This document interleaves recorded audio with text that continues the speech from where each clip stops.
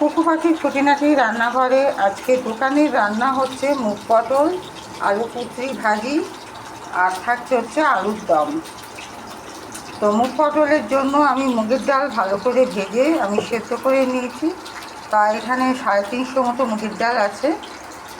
আর সেদ্ধ করে নিয়ে এখানে ফোড়নের আমি রেডি করে নিয়েছি। ফোড়নে পড়বে দারচিনি, ছোটো এলাচ, তেজপাতা, সাদা জিরে আর শুকনো লঙ্কা।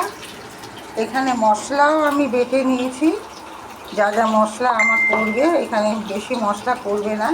এখানে হচ্ছে মশলা পড়ছে হচ্ছে টমেটো, আদা, একটু জিরে আমি বেটে নিয়েছি। আর এইদিকে হচ্ছে পটল আমি কেটে ভাজা বসিয়ে দিয়েছি। পটলটা আমি লাল লাল করে ভেজে তুলে নেব, তারপরে আপনাকে কীভাবে রান্নাটা করছি দেখাবো। গরমটা এইরকমই পড়েছে, যার জন্য মানে খাবারের দোকানে আমি ঘুগনি, তারপর কিমা, চিকেন, মটনটা আমি করে দিই। কারণ কথা বলবো, এটা দামটা বেশি, মটনটা আমি করে দিই, চিকেন কিন্তু সেরকমভাবে চলছে না। মানে কারোর হয়তো ফুল প্লেট নেওয়ার দরকার, তারা নিচ্ছে হাফ প্লেট। তো তারকে আমি ভাজি করে নিয়ে গেছিলাম, ভাজি আমার সম্পূর্ণই উঠে গেছে।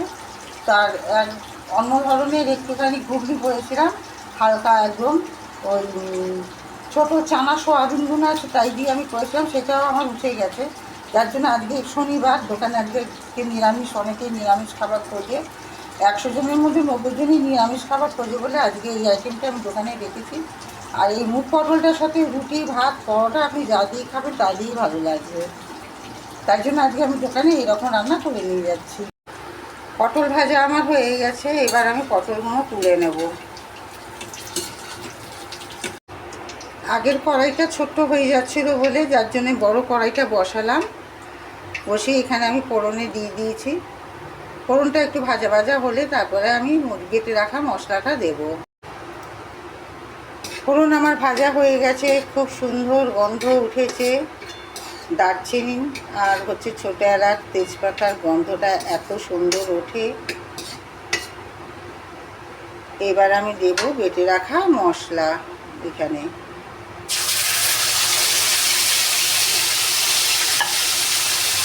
যতক্ষণ না তেল ছাড়ছে ততক্ষণ আমি মশলাটা কষাবো।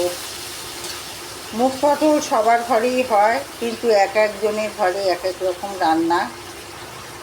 তো আমি কিভাবে করছি সেটাই আমি আমার পরিবারের সব বন্ধুদের সাথে শেয়ার করলাম। কষানো আমার হয়ে গেছে, তেল ছেড়ে গেছে। এবার আমি এতে দেব আমার ভেজে রাখা পটলগুলো।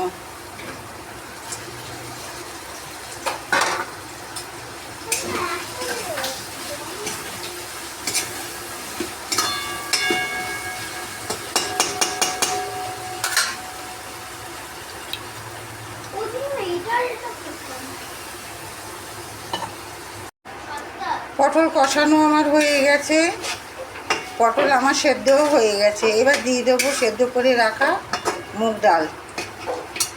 মুগ পটল আমার রেডি হয়ে গেছে। নামাবার আগে দিয়ে দিলাম 1 চামচ ঘি। এবার আমি এটা নামিয়ে নেব। কুচি আর আলু ভাজি আমার হয়ে গেছে। তো প্রথম থেকে আমি এটা দেখাতে পারিনি, ধীরে ধীরে করে আলু আর কুচি আমি কেটে নিয়েছি। খোসা সমেত আলুটা আমি কেটেছি। আগে আমি আলুটা ভেজে তুলে নিয়েছি, তারপরে ওই ভাজার তেলেতে, আলু ভাজার তেলেতে দিয়েছি কুচি দিয়ে অল্প একটু লাল লাল হয়েছে, তার মধ্যে আমি লঙ্কা গুঁড়ো, হলুদ গুঁড়ো আর লবণ আমি দিয়ে দিয়েছি। তারপর কুচি একদম যখন মজে গেছে, তারপরে ভাজা আলুগুলো ওর মধ্যে দিয়ে দিলাম। দিয়ে ভালো করে নেড়ে চেড়ে এখন এতে একটুখানি আমচুর পাউডার দিলাম। দিয়ে এবার আমি নামিয়ে নেব। আমি কুচি ভাজা এরমভাবেই করি।